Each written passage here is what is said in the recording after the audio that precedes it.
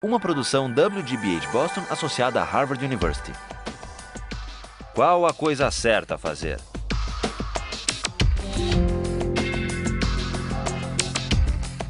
Justice, com Michael Sandel. When we ended last time, we were talking about whether Casey Martin has a right to ride in a golf cart in the PGA tournaments. And it's worth remembering how we got into this debate and what's at stake for an understanding of political philosophy. Remember, we were looking at Aristotle's theory of justice, and one way of describing his approach to justice, we've called it teleological. Teleological because he says to allocate rights, we first have to figure out the purpose or the end of the social practice in question. Another way of describing Aristotle's account of justice is that justice is for him a matter of fit. It's a matter of fitting persons with their virtues and excellences to the appropriate roles. Now, I want to finish our discussion about Casey Martin and his claim for a golf cart, and then go back to one more consequential application in Aristotle, namely the question of slavery. What do you think about Casey Martin's request? Should there be an accommodation or not, given the nature of the game and of the tournament and its purposes? Isn't it discrimination if he's not provided the golf cart as an accommodation, say some? Others reply, no, if he got a cart, it would be unfair to the other golfers because they exert themselves, become winded, fatigued, walking the course. That's where we left it. What about the fairness argument? Okay, Jenny. My question was, why doesn't the PGA just make the option of a cart available to all golfers? From our readings, I learned that there are many golf tournaments other than the PGA where using a cart is not prohibited, and for something like the seniors tournament, it's even allowed and encouraged. So why doesn't the PGA just do that? Let everybody use a cart. Or give everyone the option of using a cart and let them pick. So the traditionalists can say, well, I still choose to walk the course, but I do that knowing that I will be more tired at the end than the people who took the cart. Good. All right, so what about Jenny's solution? For the sake of fairness, don't give Casey Martin an advantage, if indeed there is an advantage to riding in a cart. Let everyone who wants to use a cart. Is everyone happy with that solution? Does it put to rest this whole dilemma? Who has an answer for Jenny? Yes. As was brought up last time, if you do that, you kind of ruin some of the spirit of golf, as a lot of people like to see it, if you let everybody take a cart. Even though it gives everybody the same playing field now, it sort of makes golf less of an athletic game, like you pointed out last class. It's just like if someone decides to go into another sport and they want an advantage, like if you have swimming, and then you say, okay, he wants flippers, so why don't we just allow everyone to have flippers during swimming? And what would that do to the Olympic swimming competition if people were free to use? Jenny, and here we better let Jenny reply to this. Da says, it would sort of spoil the spirit of the athletic competition, as if in Olympic swimming you let anyone who wanted to swim with flippers. All right, Jenny, what do you say to Da? It would spoil the spirit of it. You're also ruining the spirit of golf by not letting people who are really passionate about the game and very good at it compete simply because of an aspect of golf which is not...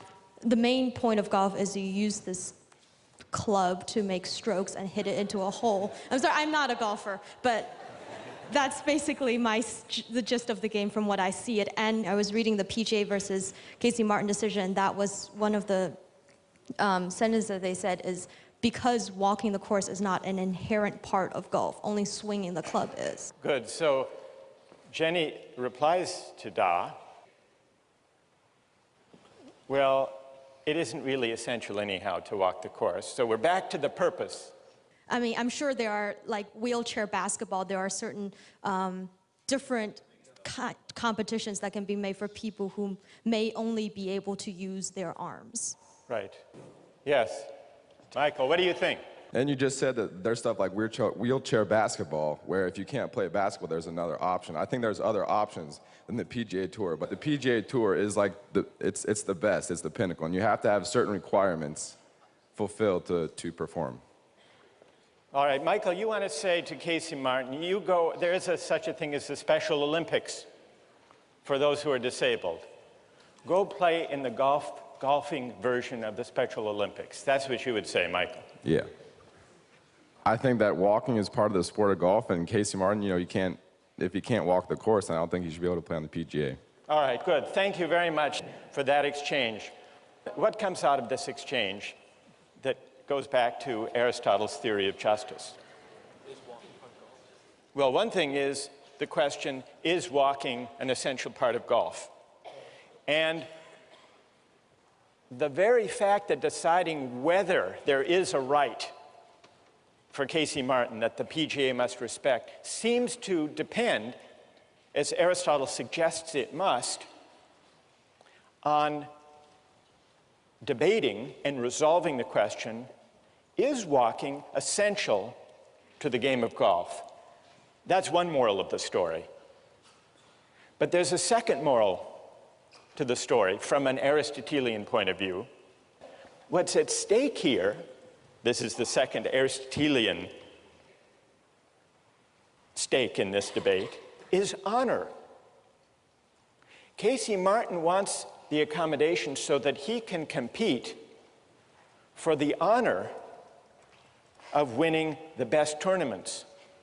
Now, why is it that the professional golfers, the great golfers, testified in this case, Jack Nicklaus, Tom Kite, in the readings, against letting them use a cart, and they, I suspect, would be equally vehement, Jenny, in opposing your suggestion of letting everyone ride a cart, and this goes back in a way to Da's point.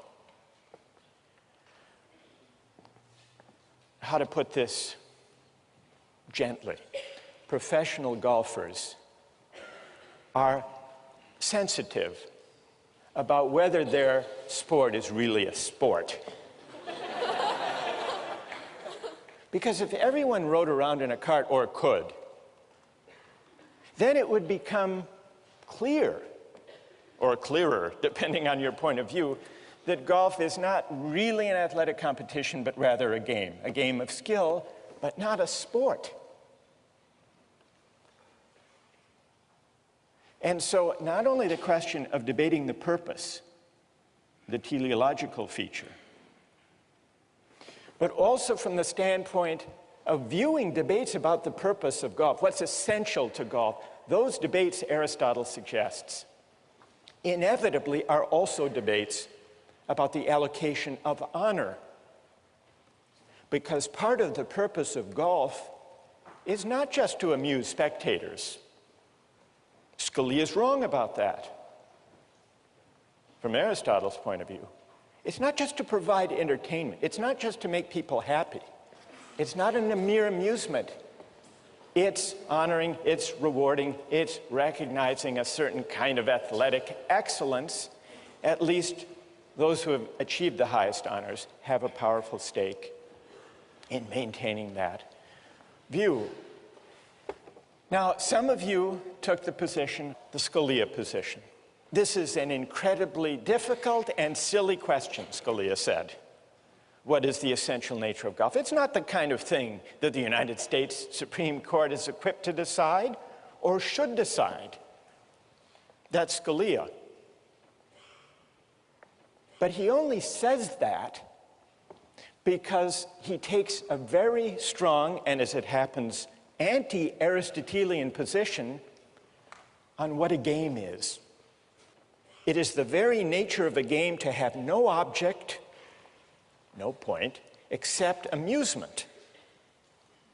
says Scalia. That is what distinguishes games, he says, from productive activity. You can just imagine what kind of sports fan Scalia must be. And so he says it's impossible to say that any of a game's arbitrary rules is essential. And then he quotes Mark Twain's disparaging remark about golf. He says, many consider walking to be the central feature of golf. Hence, Mark Twain's classic criticism of the sport, a good walk spoiled.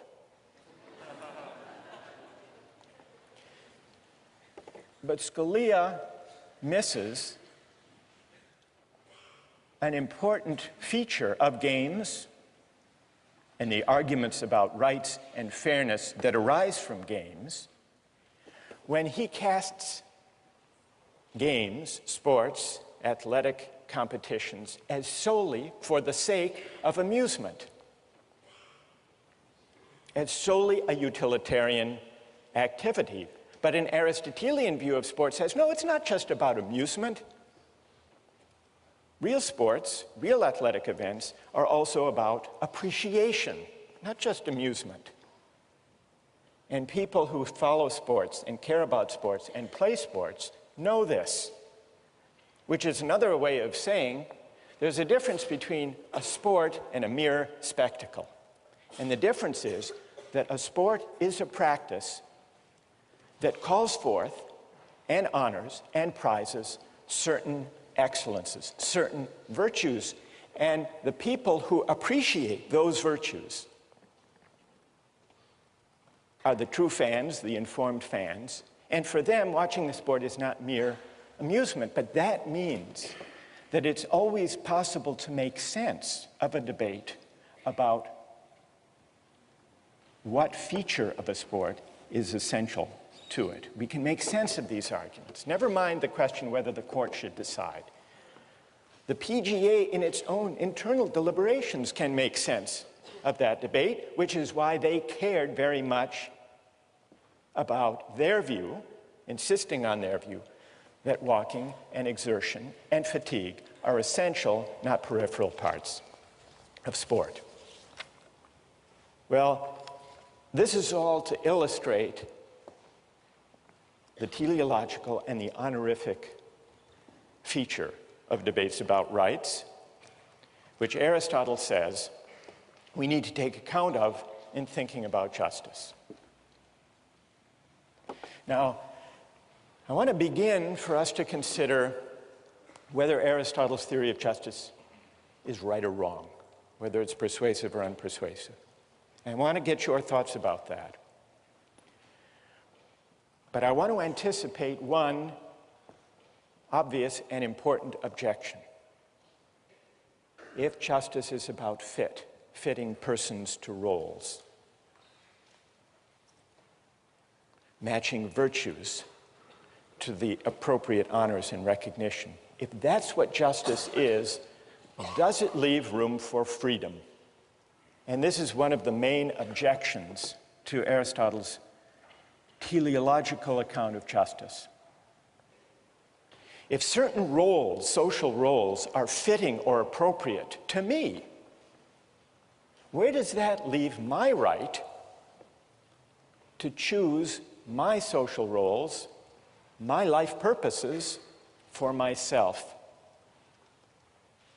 What room does teleology leave for freedom? And in fact, you may remember, Rawls rejects teleological accounts of justice because he says that teleological theories of justice threaten the equal basic rights of citizens. So let's begin to examine whether Aristotle is right, and in particular, whether his teleological way of thinking about justice is at odds with freedom. Now, one obvious reason to worry is Aristotle's defense of slavery. He defends slavery which existed as an institution in the Athens of his day. Well, what is his defense of slavery?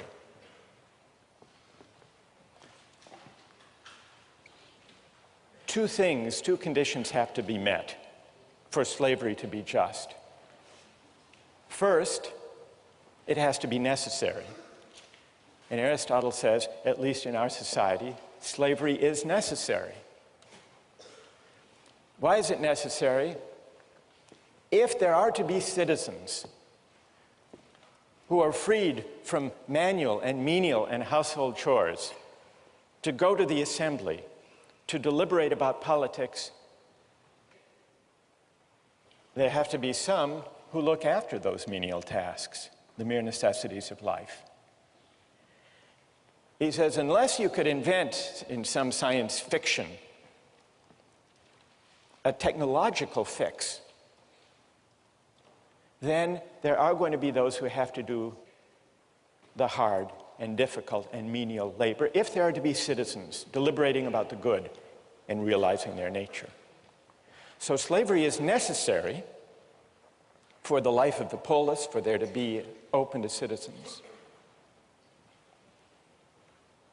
The life of deliberation, of argument, of practical wisdom. But there's a further condition that has to be met.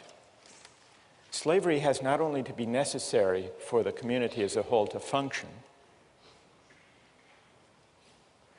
but it also has to be the case, remember the criterion of fit, it also has to be the case that there are some people for whom being a slave is the just or the fitting or the appropriate condition. Now, Aristotle agrees that by his own standards, both of those conditions must be met, must be true, if slavery is to be just. And then, in a deplorable passage, he says, well, it is true that there are some people who are fit by nature, who are cut out to be slaves. These are people who differ from ordinary people in the same way that the body differs from the soul. These are people who are meant to be ruled. And for them, their nature is best realized if they're slaves. They can recognize reason in others, but they can't partake of it. They can't exercise it. And somehow we can know this. Now, Aristotle must have known that there was something dodgy, something strained about this claim, because he quickly acknowledges that those who disagree may have a point. And what those who disagree point out is that there are a lot of people in Athens who are slaves, not because they were born to be slaves or fit to be slaves, but because they were captured, they were losers in a war. And so Aristotle admits that as practiced in ancient Athens, slavery didn't necessarily line up with who actually is fit or born to be a slave, because some actual slaves just were slaves by bad luck, by being captured in a war. And on Aristotle's own account, even if it's necessary to have slavery for the sake of citizenship, it's unjust if people who aren't properly slaves are cast in that role. There is a misfit. Aristotle recognizes that slavery for those who aren't fit for the task is a kind of coercion. The reason slavery is wrong is not because it's coerced. Coercion is an indicator that it's wrong because it's not natural. If you have to coerce someone into a role, that's a pretty good indication that they don't belong there, that that role isn't fitting for them. And Aristotle recognized this. So all of this is to say, the example of slavery, Aristotle's defense of it, doesn't show that there's anything wrong in principle with teleological argument or with the idea of justice as fit between persons and roles, because it's perfectly possible within Aristotle's own terms to explain what's wrong with this application, this practical application that he made of his theory. I want to turn to the larger challenge to Aristotle in the name of freedom, but before I do that, I want to see what people think of Aristotle's account of justice as fit, his teleological way of reasoning about justice and the honorific dimension of rights and of distributive justice that emerged in our discussion of flutes and politics and golf. Questions of clarification about Aristotle or objections to his overall account? Yes? My objection to Aristotle is that he wants to match a person to a role. And, you know, if you walk like a pirate and you talk like a pirate, you know, you should be a pirate. And that is what is right. And so what's strange and seemed paradoxical to me about Aristotle's viewpoint is that if you walk like a pirate and you talk like a pirate, you shouldn't be an investment banker, because that's not what you're inherently supposed to do. If you have a peg leg and an eye patch and a disgruntled disposition, you know, you should be on a pirate ship on the high seas. So he doesn't, his... Some would say the distinction between the two vocations is not as clear as you suggest. All right, but that's good. I take the point. Yes. Go ahead. It just seems to ignore individual rights. So I might be the perfect janitor in the whole world, and I can do that job the most efficiently out of anybody that exists right now, but I might not want to do that. I might want to do any other number of pursuits, and it seems to say that that isn't really a good option for me. All right, and what's your name? Mary Kate? Good. All right, let's take a couple more. Yes?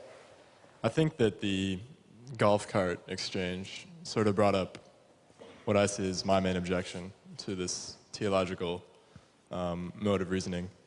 I mean, Michael, I think that was your name, right? Believes that walking is an inherent part of golf. Myself, I believe that walking is not an inherent part of golf. And I feel that no matter how long we debate this particular point of contention, we're never going to reach an accord. The theological framework of reasoning, I believe, doesn't really allow us to come to any sort of agreement. All right, and what's your name? Patrick. Patrick. All right, let me try to address this set of objections to Aristotle. Let me start with Patrick's. It's an important objection. We had a debate about whether walking is essential to golf, and even in so seemingly trivial, or at least contained a case as that, we couldn't agree.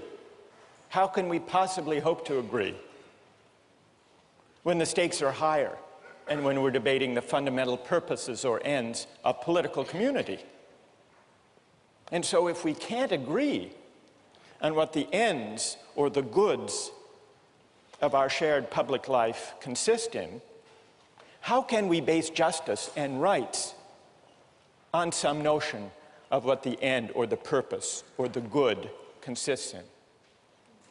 That's an important objection, so much so that much modern political theory takes that worry about disagreement over the good as its starting point and concludes that justice and rights and constitutions should not be based on any particular conception of the good or the purposes of political life, but should instead provide a framework of rights that leaves people free to choose their conceptions of the good, their own conceptions of the purposes of life.